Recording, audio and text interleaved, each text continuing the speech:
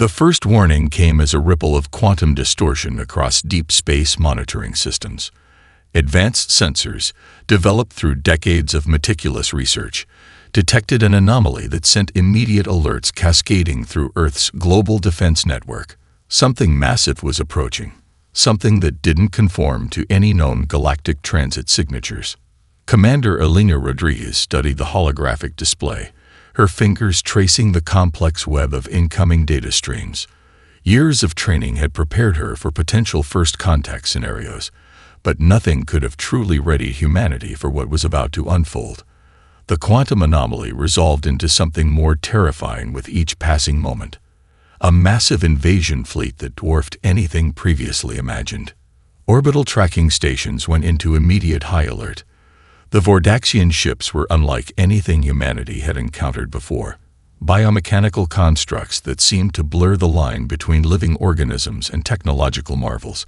They moved with a precision that suggested a collective intelligence far beyond individual ship operations. Each vessel stretched kilometers in length, their surfaces a mesmerizing fusion of metallic scales and pulsing organic components that seemed to breathe and shift with an almost living quality. The global communication network erupted into controlled chaos. Research facilities, military installations, and government centers activated contingency protocols developed over decades of speculative preparation. No one had truly believed such a scenario would happen, yet humanity had persistently planned for the impossible. Deep within the primary defense command center, a team of interdisciplinary experts worked with lightning-speed coordination. Physicists collaborated with psychologists, engineers worked alongside cultural anthropologists, and computer specialists merged their skills with diplomatic strategists. The approaching fleet represented more than a military challenge. It was a complex puzzle of potential communication, potential conflict, and potential understanding. Satellite networks repositioned with mathematical precision. Quantum communication arrays hummed with energy, creating a defensive web that was more than just a technological shield. It was a living, adaptive system that could process and respond to threats faster than any traditional military infrastructure. The Vordaxian ships might have conquered countless civilizations, but they had never encountered a defensive network quite like Earth's. In research facilities around the globe, scientists who had spent careers studying theoretical defense mechanisms now watched their most radical concepts prepare to become reality.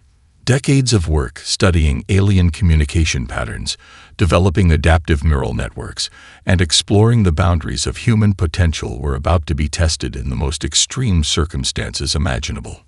The first wave of Vordaxian ships began to breach the solar system's outer boundaries.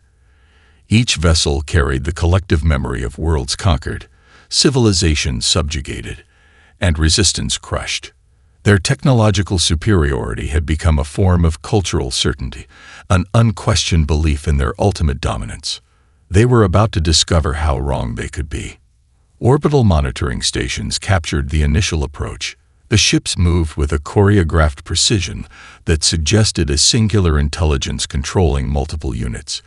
But within the monitoring centers, human analysts saw something the Vordaxian fleet could not comprehend. Potential weakness, unexpected variables, points of potential intervention. Commander Rodriguez watched the incoming fleet with a calm that belied the magnitude of the moment. Her team represented the best of human potential. Individuals from diverse backgrounds, with skills that complemented each other in ways the collective Vordaxian intelligence could never understand. Creativity, individual innovation, the ability to think beyond programmed responses. These were weapons more powerful than any physical armament. The quantum communication arrays began their initial response protocols. Not an attack, not a defense, but something far more complex. A communication attempt that was simultaneously a defensive mechanism, a psychological probe, and a declaration of humanity's unexpected complexity. As the Vordaxian fleet moved closer, something became abundantly clear. This was not going to be a conventional invasion. Humanity had been preparing for this moment in ways no previous civilization had ever conceived. The approaching ships represented a challenge, yes, but also an opportunity to demonstrate the true potential of human adaptability, creativity, and collective intelligence. The first true moment of contact was about to begin. The preparation had been decades in the making, a silent global effort that most of the world's population knew nothing about. Beneath the surface of everyday life, a network of the most brilliant minds had been quietly developing technologies and strategies that defied conventional understanding of defense, communication, and survival. Dr. Keiko Yamamoto's research center in the Japanese Alps represented the pinnacle of this secret preparation. What appeared to be a standard meteorological research facility was, in fact, a hub of groundbreaking adaptive intelligence development. Her team had spent years studying pattern recognition, psychological resilience, and the intricate ways human creativity could be transformed into a strategic advantage. The core of their research centered on neural networking systems that could learn, adapt, and respond faster than any traditional computational method. Unlike rigid artificial intelligence systems, these networks embraced uncertainty, learned from seemingly unrelated data points, and generated solutions that no programmed algorithm could predict. It was humanity's ultimate defense mechanism, unpredictability weaponized. Parallel research centers around the globe worked in a loosely connected network, each team approaching the potential alien threat from a different perspective. A facility in Brazil studied biomechanical adaptation, exploring how human physiology could be enhanced to withstand extreme conditions. A research station in Kenya developed communication protocols that drew from linguistic chaos theory, creating message systems that could confuse or misdirect any potential invading intelligence. Military strategists had long recognized that traditional warfare concepts would be useless against a technologically superior alien civilization. Instead, they focused on developing adaptive response protocols that could change instantaneously. Training programs emphasized individual creativity, psychological flexibility, and the ability to make decisions that defied expected patterns. In underground facilities spread across multiple continents, prototype defense systems took shape. These were not conventional weapons, but adaptive networks that could transform existing technologies into defensive mechanisms within moments. Satellite communication arrays could become precision targeting systems. Consumer electronics could be rapidly converted into advanced jamming devices. Every piece of technology became a potential tool of resistance. The global communication infrastructure had been quietly redesigned over the past 2 decades. What appeared to be standard internet and cellular networks were actually a complex, self-healing communication web. Each node could reroute, encrypt, and adapt faster than any known technological system. If parts of the network were destroyed, the remaining sections would reorganize instantly, maintaining global communication capabilities. Psychological warfare research took center stage in many of these preparation efforts. Teams of anthropologists, linguists, and cognitive scientists studied potential alien communication methods. They developed intricate response protocols that could introduce psychological disruption into any collective intelligence system. The goal was not just defense, but the ability to create cognitive confusion that could neutralize technological superiority. Space exploration missions had been carefully designed as reconnaissance efforts. Every probe, every satellite, every deep space mission carried hidden capabilities far beyond their official purposes.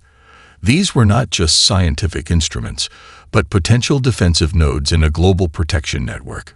Years of careful preparation had turned humanity's space exploration into a silent, global defense strategy. Educational systems worldwide had been subtly transformed. Curriculum changes emphasized critical thinking, adaptive problem-solving, and the value of individual creativity.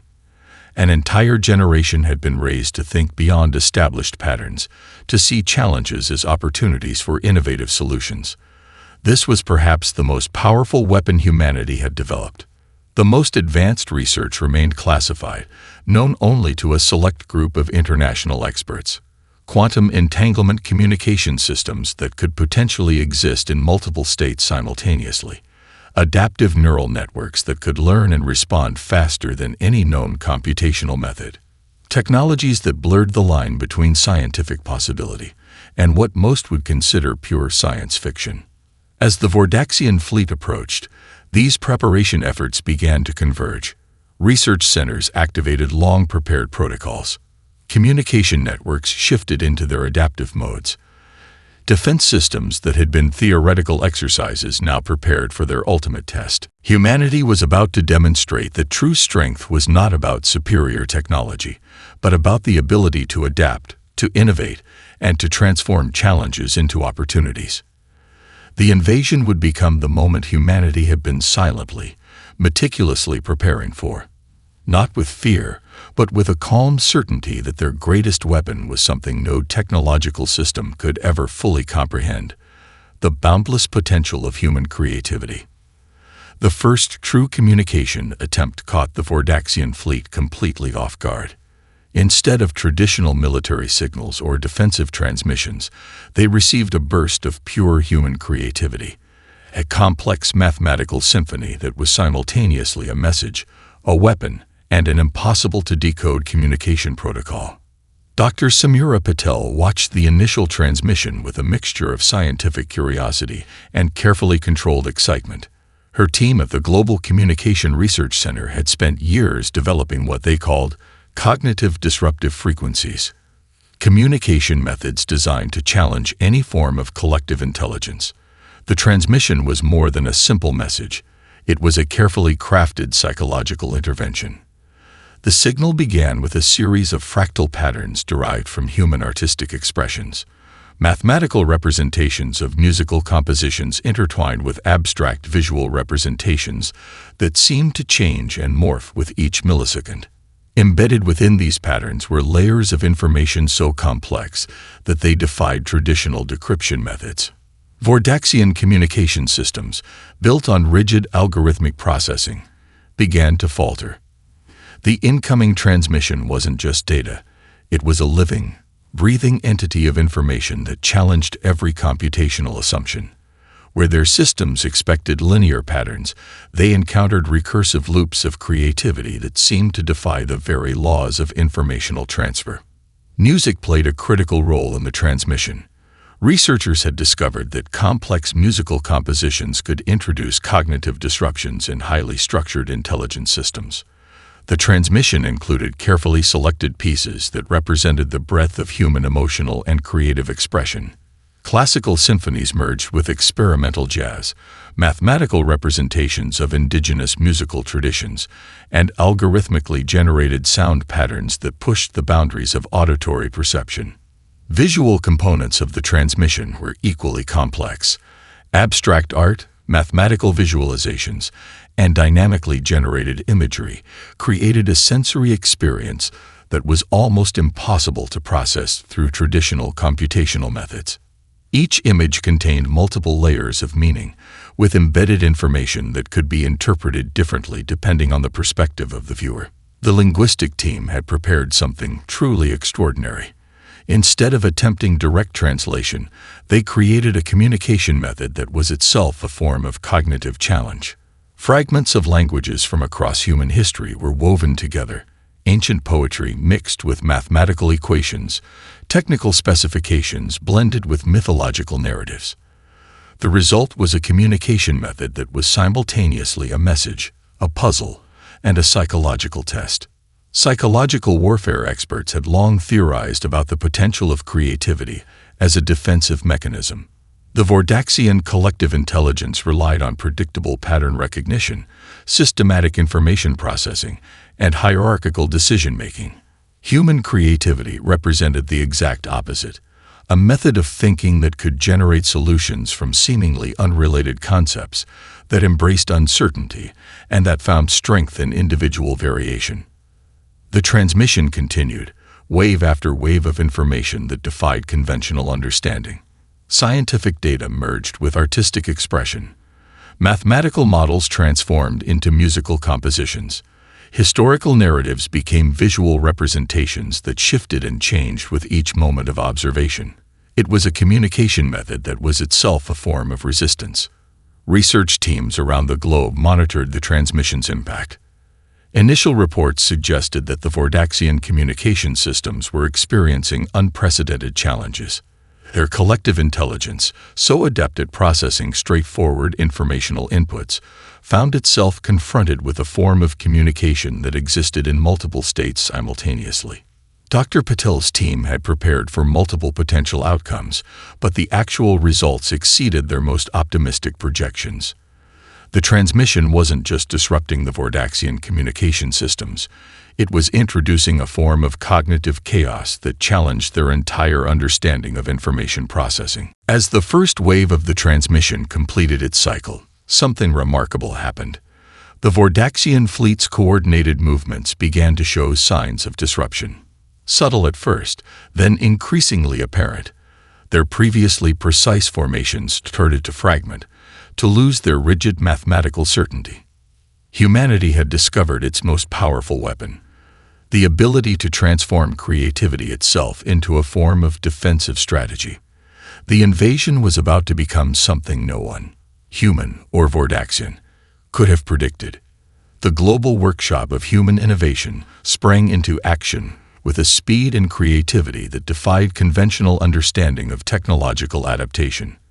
What had once been ordinary consumer devices transformed into extraordinary tools of resistance, each piece of technology becoming a potential weapon in humanity's complex defense strategy. In a small garage laboratory in Seoul, a team of independent engineers began modifying commercial drones. What started as consumer-grade imaging devices quickly became advanced reconnaissance units, their programming adapted to create complex, unpredictable flight patterns that could gather intelligence while avoiding detection.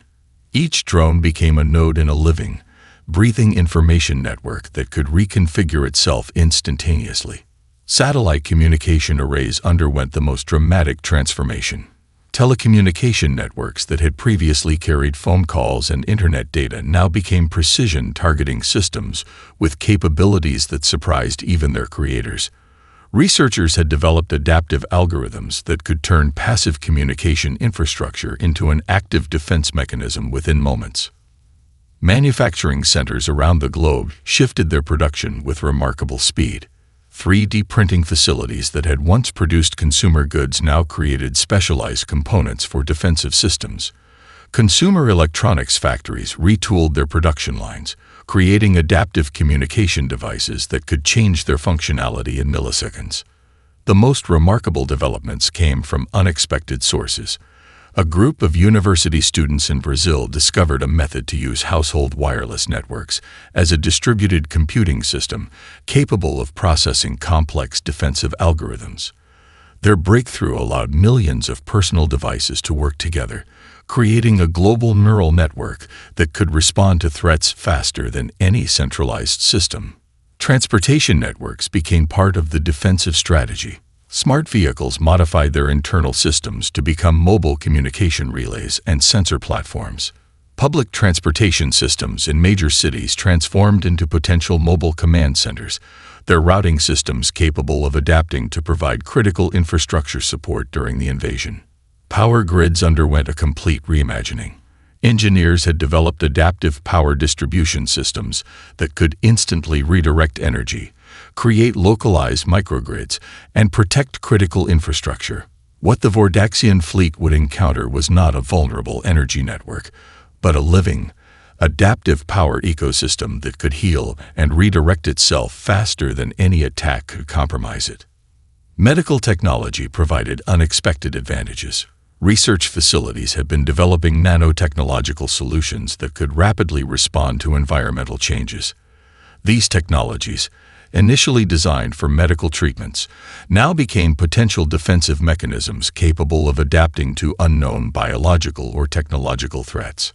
Agricultural technologies proved surprisingly useful. Precision farming systems developed for crop management became advanced sensor networks. Irrigation control systems transformed into sophisticated environmental monitoring platforms.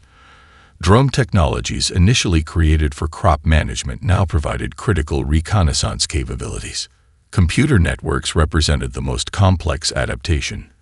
What appeared to be standard internet infrastructure was now a sophisticated, self-healing communication web.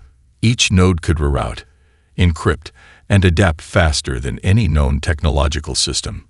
If portions of the network were destroyed, the remaining sections would reorganize instantly, maintaining global communication capabilities. Educational institutions played a critical role in this technological transformation. Universities and research centers that had been developing theoretical technologies now saw their most radical concepts become practical defensive tools. Interdisciplinary teams worked around the clock, finding innovative ways to repurpose existing technologies. The most advanced research remained carefully concealed. Quantum communication systems that could potentially exist in multiple states simultaneously. Adaptive neural networks that could learn and respond faster than any known computational method. Technologies that blurred the line between scientific possibility and what most would consider pure imagination. As the Vordaxian fleet continued its approach, humanity's technological adaptation reached its most critical phase. Every device, every network, every piece of infrastructure became a potential tool of resistance. The invasion would soon discover that human technology was not a static collection of tools, but a living, breathing ecosystem of innovation. Humanity had transformed its entire technological infrastructure into a complex, adaptive defense system. The invasion was about to encounter something no technological civilization had ever prepared for. A species that could turn its entire technological ecosystem into a weapon of unprecedented complexity.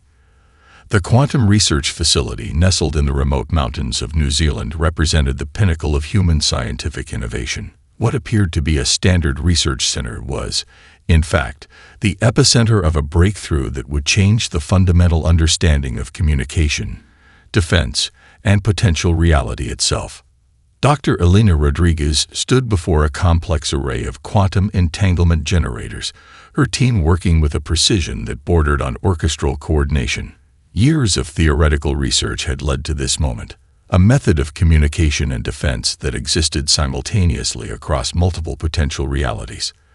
The Vordaxian fleet was about to encounter a form of technological resistance that defied every known principle of warfare and communication. The core of their breakthrough centered on quantum communication networks that could generate and process information across multiple quantum states. Unlike traditional communication systems that relied on linear data transmission, this network could exist in a state of perpetual potential. Each communication node could simultaneously represent multiple possible responses, making it impossible for any invading intelligence to predict or neutralize the system. Mathematical models developed by the research team suggested something extraordinary. By creating a communication network that existed in a quantum superposition, they could generate defensive responses faster than any computational system could process. The Vordaxian fleet would find itself confronting a defense mechanism that could respond to threats before those threats were even fully formed. Interdisciplinary teams had been working on this project for decades. Quantum physicists collaborated with cognitive scientists. Computer engineers worked alongside theoretical mathematicians. Their goal was to create a communication and defense system that mimicked the most complex aspect of human intelligence, the ability to generate unexpected solutions from seemingly unrelated information. The quantum network they developed was more than just a communication system. It was a living, adaptive intelligence that could learn, modify, and respond with a complexity that surpassed any known technological system. Each node in the network could simultaneously represent multiple potential states, creating a defensive mechanism that was essentially unpredictable. Initial tests had shown remarkable results. Experimental trials demonstrated that the quantum communication network could generate defensive responses that appeared to defy the standard laws of cause and effect. Information could seemingly travel faster than light, with each communication node existing in multiple states simultaneously. Global research centers have been quietly working on complementary technologies. A facility in Brazil developed quantum encryption methods that could protect communication networks from any form of external interference. A research station in India created adaptive algorithms that could generate communication patterns that would appear completely random to any external observer. the most remarkable aspect of the quantum breakthrough was its potential for psychological warfare. The communication network could generate response patterns that would completely confuse any collective intelligence system. Where the Vordaxian fleet expected linear, predictable communication, they would encounter a network that could generate multiple, simultaneous possible responses. Preliminary simulations suggested that the quantum communication network could potentially neutralize the Vordaxian fleet's collective intelligence system. By introducing quantum uncertainty into their communication protocols, human defenders could create a form of cognitive disruption that would render the invading fleet's coordinated systems ineffective. As the Vordaxian ships moved closer to Earth, the quantum communication network began its initial activation sequence. Research teams around the globe monitored the system's performance with a mixture of scientific curiosity and carefully controlled excitement. This was more than a defensive system. It was a fundamental reimagining of how intelligence could communicate and respond to threats. The first true test was about to begin. Humanity had developed a communication and defense system that existed in a state of perpetual potential, a technological marvel that could generate responses across multiple realities simultaneously. The invasion was about to encounter something no technological civilization had ever conceived possible. Quantum mechanics had always suggested that reality was far more complex than traditional understanding would allow. Humanity was about to demonstrate that complexity could be the most powerful weapon of all. The invasion did something unprecedented. It united humanity in a way no previous global challenge ever had. Cultural differences dissolved, national boundaries became meaningless, and a singular purpose emerged that transcended every previous division. In remote villages and bustling metropolises, people began to collaborate with a synchronicity that surprised even the most optimistic social scientists. A small engineering team in rural Kenya found themselves working alongside researchers from a technology hub in Seoul. Communication networks bridged language barriers, with real-time translation technologies allowing instant, nuanced collaboration. Emergency response protocols activated a global network of shared resources. Medical facilities in Brazil began coordinating with research centers in Canada, sharing critical data about potential biological defense mechanisms. Agricultural experts from India collaborated with environmental scientists from Australia to develop adaptive survival strategies. Every piece of human knowledge became a shared resource, a collective tool of resistance. Educational institutions transformed overnight. Universities opened their research databases, making every scientific breakthrough freely available. Students from around the world formed collaborative teams, working on solving complex challenges related to the invasion. Online learning platforms became war rooms of innovation, with people from every background contributing their unique perspectives. The global economic system underwent a remarkable transformation. Corporations set aside competitive interests, sharing critical technologies and resources. Manufacturing centers retooled their production lines to support defensive efforts. Financial systems adapted to support a unified global response, with resources redirected to support research, development, and collective defense. Cultural expression became a form of resistance. Artists created works that captured the collective human spirit. Musicians composed pieces that represented global unity. Writers developed narratives that celebrated human potential. These creative efforts became more than just art. They were a psychological weapon, a demonstration of human creativity and resilience. Communication networks developed unprecedented depth and complexity. Social media platforms transformed into sophisticated information-sharing systems. Every individual became a potential source of intelligence, a node in a global network of observation and response. The collective human intelligence began to function like a single adaptive organism. Indigenous knowledge systems proved surprisingly valuable. Traditional ecological knowledge from communities around the world provided insights into adaptability and survival. Agricultural techniques developed over thousands of years became critical to understanding resource management. Cultural practices that had survived for generations offered unique perspectives on collective survival. Religious and philosophical traditions found common ground in the face of the global threat. Dialogue emerged that transcended previous theological differences. People found unity in their shared humanity, in the collective desire to survive and protect their shared home. Spiritual leaders became voices of hope and collective resilience. Scientific communities reached unprecedented levels of collaboration. Research facilities that had previously competed now worked as a unified global network. Breakthrough technologies were shared instantly, with every discovery becoming a collective resource. The traditional boundaries between disciplines dissolved, creating interdisciplinary teams that could generate solutions far beyond traditional approaches. Language itself became a tool of unity. Translation technologies advanced rapidly, allowing for nuanced, immediate communication across cultural boundaries. People began to understand each other with a depth that previous generations could never have imagined. Cultural differences became sources of strength rather than division. Local communities became centers of innovation and support. Neighborhood networks developed sophisticated mutual support systems. People shared resources, developed local defense strategies, and created communication networks that could operate independently if global systems were compromised. Every community became a potential center of resistance. As the Vordaxian fleet drew closer, humanity demonstrated something extraordinary. They were no longer a collection of separate nations or cultures. They had become a single, adaptive, incredibly complex organism. Each individual represented a unique solution, a potential pathway to survival. The invasion had accomplished what no previous global initiative had ever managed.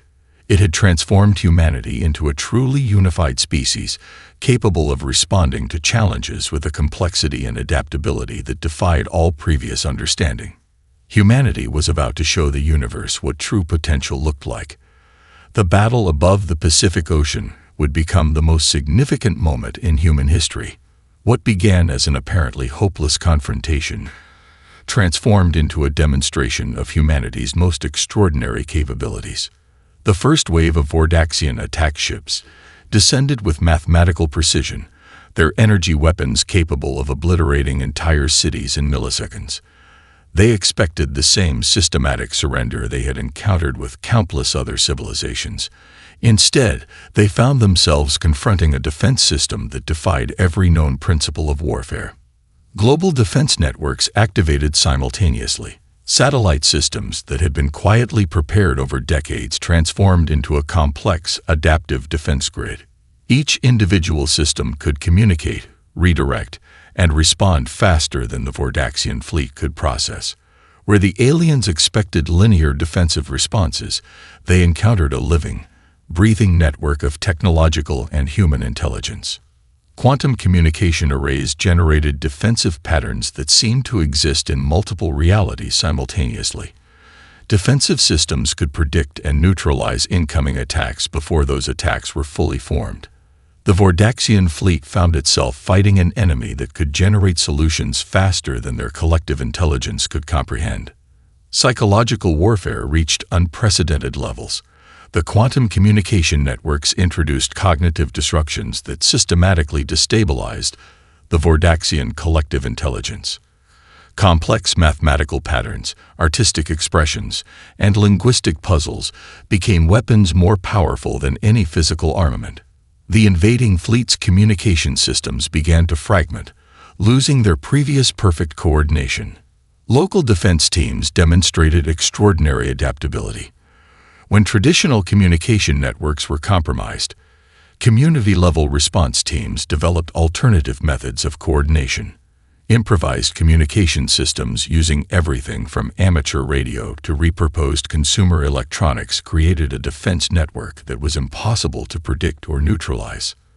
The most remarkable aspect of the defense was its human element. Individual creativity became a weapon more powerful than any technological system. Soldiers, scientists, engineers, and ordinary citizens contributed unique solutions that the Vordaxian fleet could never have anticipated. Each person became a potential point of resistance, a source of unpredictable response. Technological adaptation reached its peak. Consumer devices transformed into sophisticated defense tools in moments. Drones became reconnaissance units, communication networks became targeting systems, and everyday technologies became part of a complex defensive ecosystem. The Vordaxian fleet encountered a technological landscape that could change faster than any invasion strategy could adapt. Scientific breakthroughs provided unexpected advantages.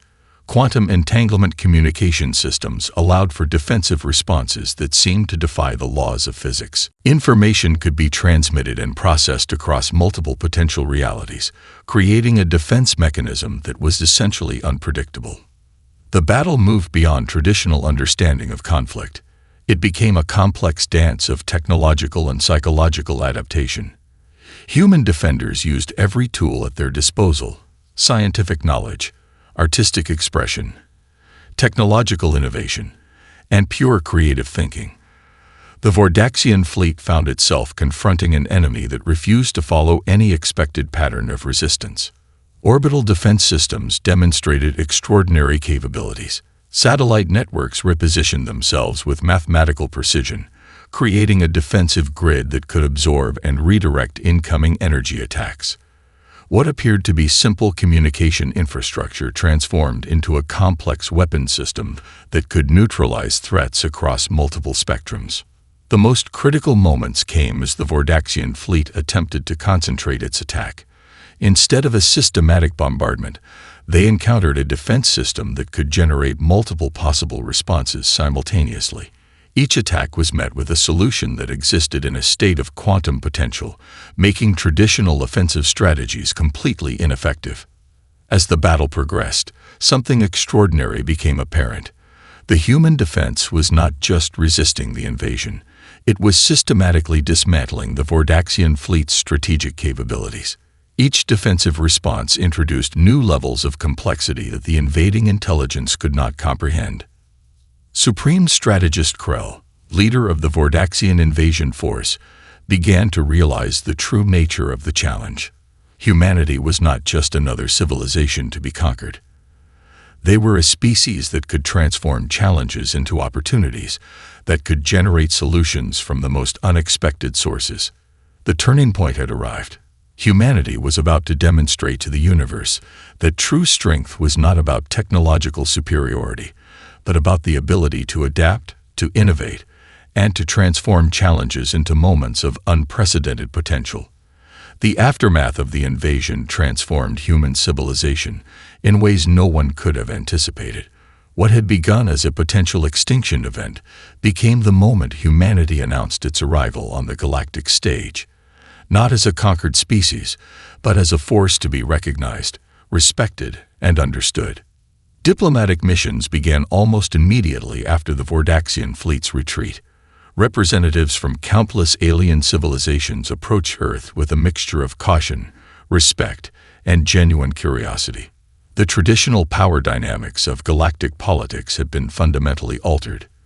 Humanity was no longer viewed as a potential conquest, but as an unpredictable and sophisticated civilization that could not be easily categorized or controlled. Research institutions around the globe became centers of interstellar study. The technologies and strategies developed during the invasion were carefully documented, analyzed, and preserved. Scientific teams worked to understand the quantum communication networks, the adaptive defense systems, and the psychological warfare techniques that had proven so effective. Every aspect of humanity's resistance became a subject of intense study. The global collaboration that had emerged during the invasion did not dissolve. Instead, it became the foundation of a new approach to human civilization. International borders became increasingly fluid, with knowledge and resources shared more freely than ever before.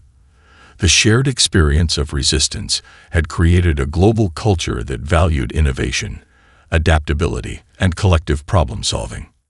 Educational systems underwent a complete transformation. Curricula now emphasized creativity, adaptive thinking, and interdisciplinary approaches to problem-solving. Schools and universities developed programs that celebrated individual innovation while teaching the value of collective intelligence.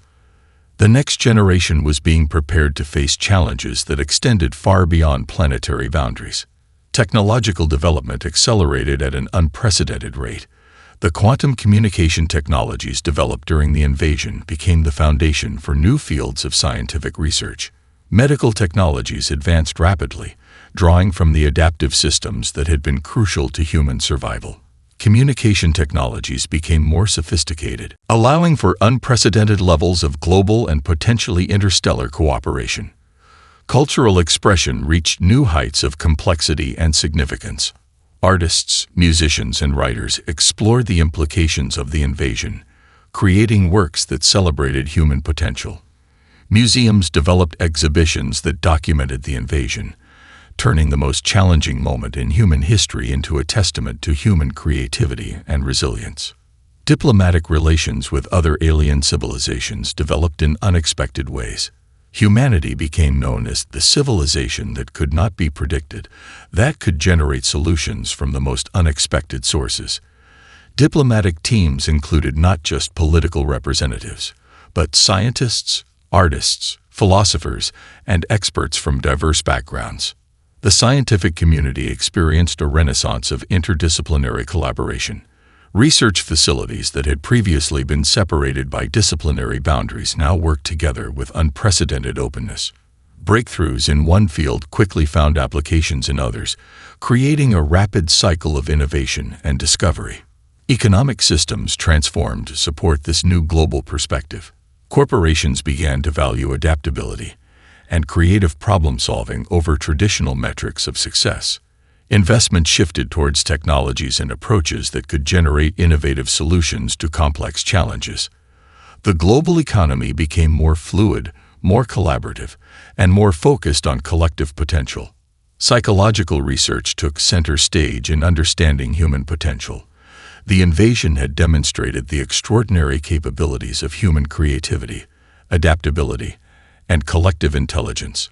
Researchers began to explore the deeper mechanisms of human innovation, seeking to understand the source of the remarkable resilience demonstrated during the conflict. Space exploration programs received unprecedented support. The invasion had demonstrated that humanity's future lay beyond planetary boundaries. International space agencies collaborated on ambitious projects, developing technologies for long-term space exploration and potential colonization. The challenges of interstellar travel became a global priority. Cultural exchanges with other alien civilizations began to reveal the unique nature of human potential. Where other species had developed highly specialized capabilities, humans demonstrated an extraordinary ability to adapt, to generate solutions from unexpected sources, and to transform challenges into opportunities for growth. The Vordaxian defeat became more than just a military victory. It was a fundamental reimagining of what intelligent life could be. Humanity had demonstrated that true strength was not about technological superiority, but about the ability to adapt, to innovate, and to generate solutions from the most unexpected sources. As humanity looked to the future, one thing became abundantly clear. The invasion had been more than a moment of crisis. It had been the birth of a new understanding of human potential. The universe was about to discover what humanity could truly accomplish.